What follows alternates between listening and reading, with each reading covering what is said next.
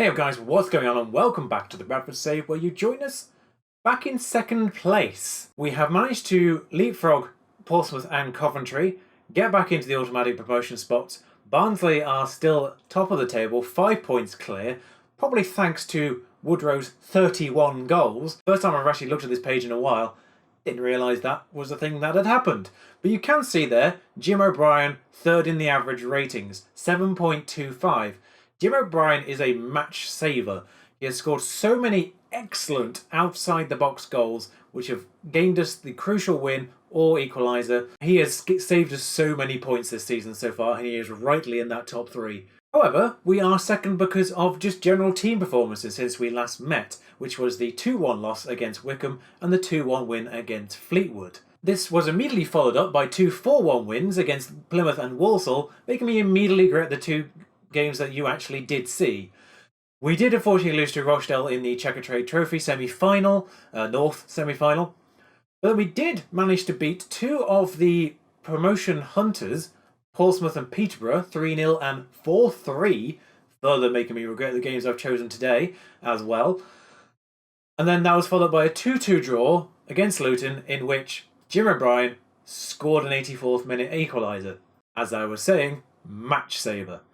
So the games I'm bringing you today are Oxford and Charlton, rather than Blackpool, because Blackpool managed to get an international delay thing, so we don't play them when we were supposed to play them now. That's got pushed back a little while. So the games we're bringing today are Oxford and Charlton. Our lineup for this match is a mostly first-strength side right now. In fact, it is pretty much first-strength apart from one position, which is Garcia in defence instead of O'Connor, who is actually really rather tired at this point. Otherwise, first choice team: Vokins, Garcia, Saris, Riley, Reeves in ball winning midfielder, Payne and Wright in the midfield, Seedorf and Scannell on the wings, and Doyle up front. I say mostly first choice. I've started playing Gibson in the inside forward role because he's better at it than Seedorf, but he's also a bit tired this match and doesn't even make the bench. Roque Santa Cruz has actually had an impact. He's played 7 games, 4 off the bench. He's only scored twice, but that is still the best goals per minute in the entire team, which is slightly depressing. We do seem to share the goal load out, in fairness, but Roque Santa Cruz does have the highest goals per minute, so he's on the bench, and I'm going to hopefully use him as an impact sub. Apologies, clicked straight through the team formations thing. Come on, lads, that sort of worked. Yeah, turned it mostly around there. Here we go in a crucial match at the top of the table. Oxford are 5th, Charlton, I believe, are 7th, so it's two high in the table teams that we're facing away from home, I believe both of them, and Doyle is through already. And saved. But Seedorf can keep this in play, although they have managed to get it back to our defenders now.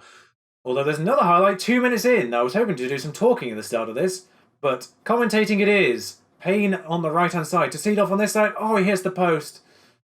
And Nelson clears it pretty much exactly the same as he did the first time.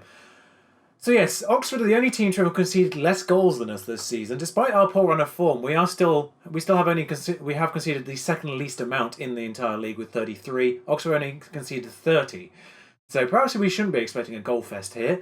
But after a fairly energetic start to the game, it has slightly calmed down, where nothing has happened for a good solid 20 minutes. Although there's a highlight here for them.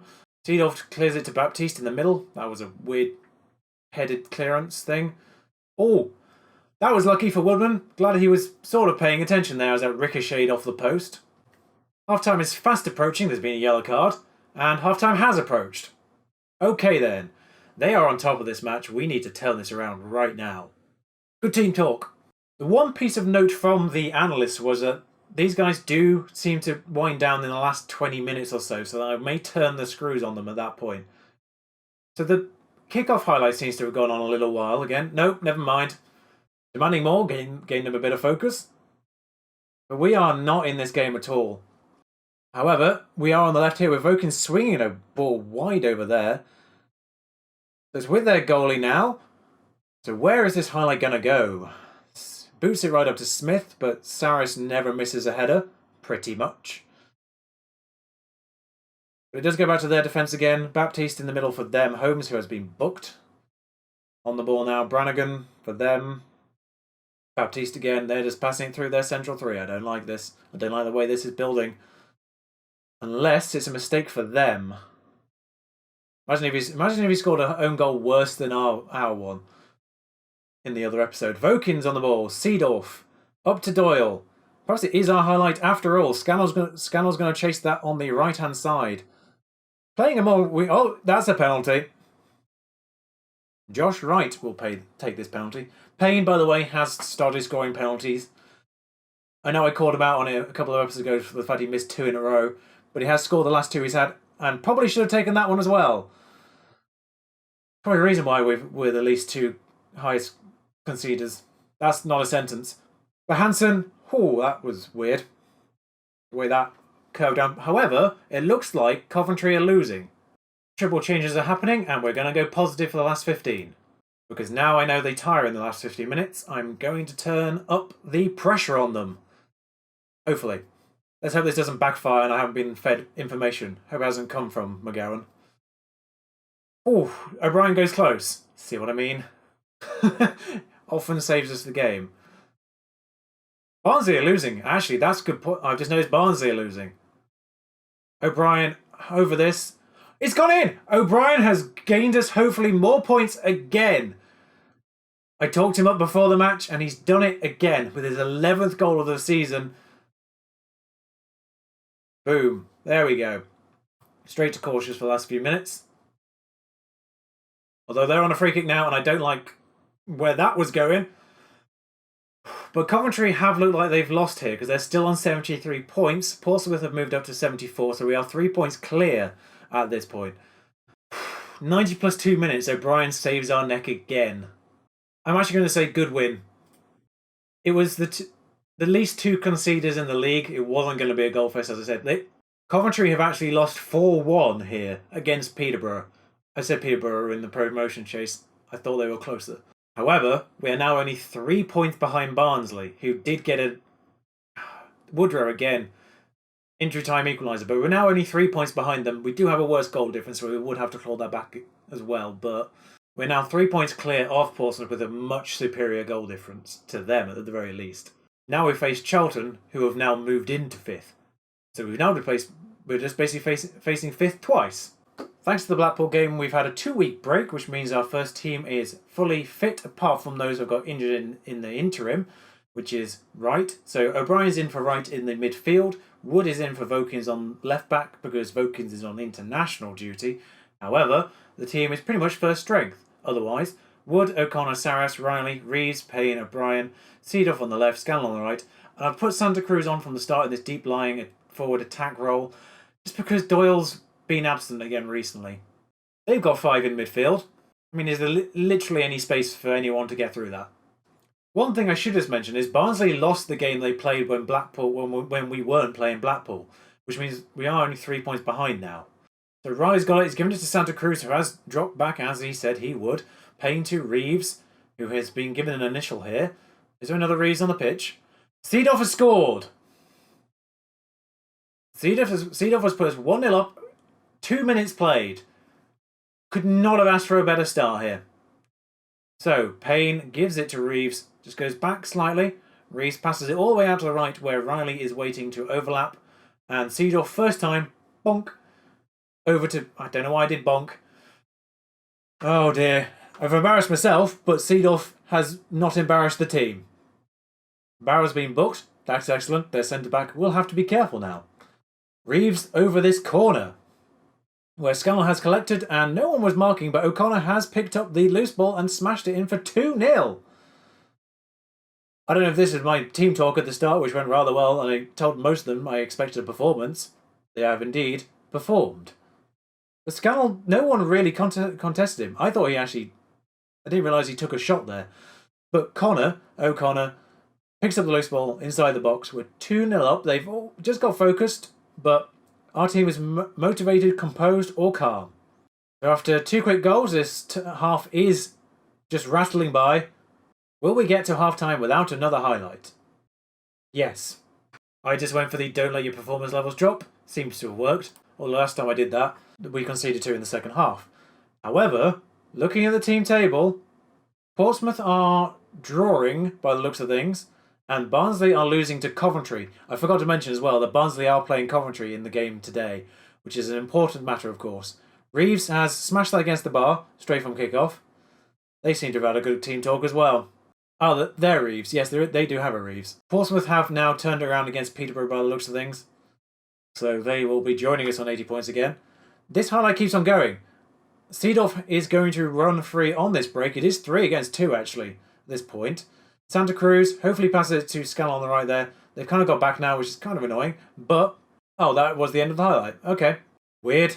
This second half is flying.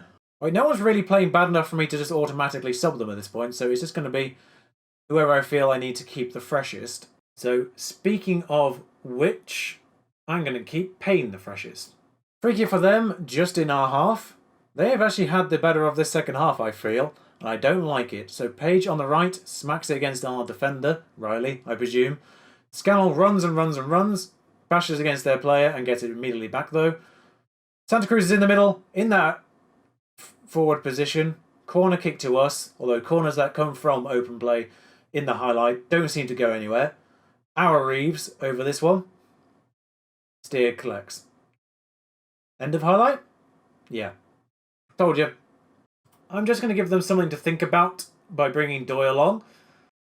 I don't really have anyone else to bring on midfield-wise just because of the way that people have been injured and the under-18s have played. So I don't have any other midfielders on the bench, annoyingly. Just for the last 10 minutes, basically, if you include injury time, just give them an extra upfront thing to think about. However, 1 minute from end of game, presumably, Saris heads the ball to safety, apparently. That goes close from Page. However, last minute of injury time, hopefully. Can we see this game out as a 2-0? Not going to make a change. Probably should have gone on time wasting, to be honest, but kind of... Oh, it's over to Scannell. Can we make this 3 at the death? Because Doyle is waiting, and Doyle has made it 3 in the final minute of the game. Told you I had to give them something to think about. They had to open up in the last stretch because they had to get a goal back at the very least to give them a chance of a comeback. So I think we've exploited that here with a very searching pass across the field to Scannell, who just crosses it back with Doyle, who is ahead of his marker, but thankfully behind the ball, so not offside. Who makes it 3-0. However, there is a highlight here from the kickoff, but that's probably just them going to blow the whistle practically immediately. One would imagine. Chong kicks it straight out for some reason. I don't know what he was trying there. It is all over. It is 3-0. Portsmouth looked like they were pegged back again because they're on 78 points. However, that is an excellent win from us. A very nice victory the text had for me there, and I agree with that text. So, let's have a look at this. Coventry did equalise against Barnsley, and Peterborough did equalise against Portsmouth.